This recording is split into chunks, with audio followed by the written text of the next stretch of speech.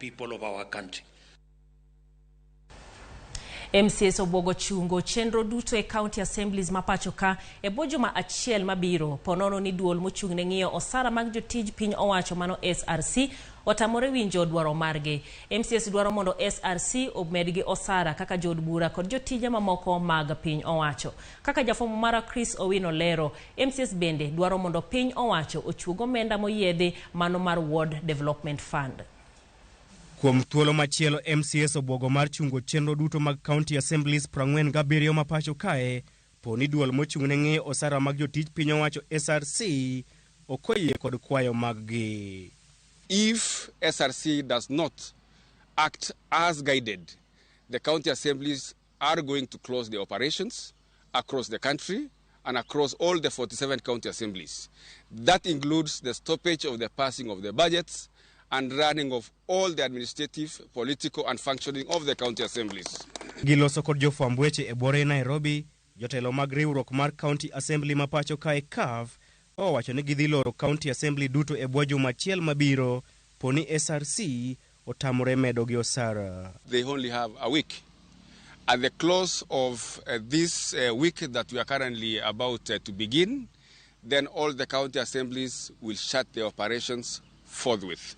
Jakom riwruok mar county assemblies Philemon Kiplagat oseo SRC kuom deo wang' jod bura kaachiel kod senators e kinde mag medo jotije mag piny owacho osara kendo weyo MCAs kata odoko ni giduto gitimo tije machal. The role of an MCA in this country is the same roles of a member of parliament, the same roles of a member of senate, the same roles of women representative.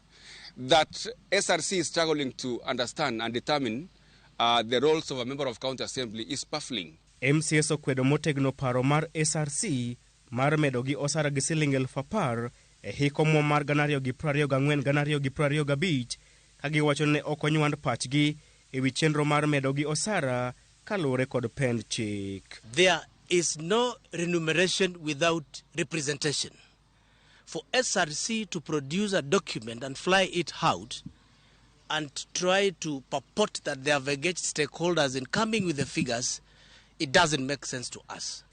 Kopogore kod medo gi osara, MCAs bende dwaro ni mondo ochuog omenda moyiedhi mar dongruok e ward kata Ward Development Fund kaka yo mar chwalo dongruok machiegni kod jopiny. We cannot have a devolution that is only pegged on secondary marginalization in our counties, whereas we have an opportunity as a country to enact a law that will enhance flow of resources to the lowest units and inequality in our counties. No resources at the ward level, then there is no need for devolution.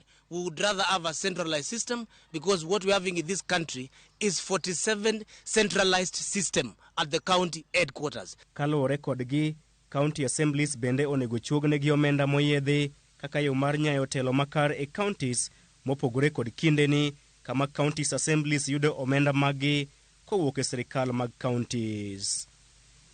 Nyaka sani county assemblies maromo 23 ni e ng'anyo kendo riwruok mar CAF obuogo mar loro county assemblies duto ma pacho kae poni SRC orem winjo ywak gi.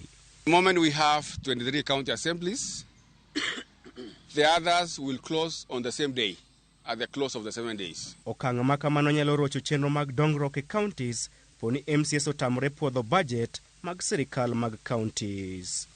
Chris Owino, Ramogi TV, Nairobi.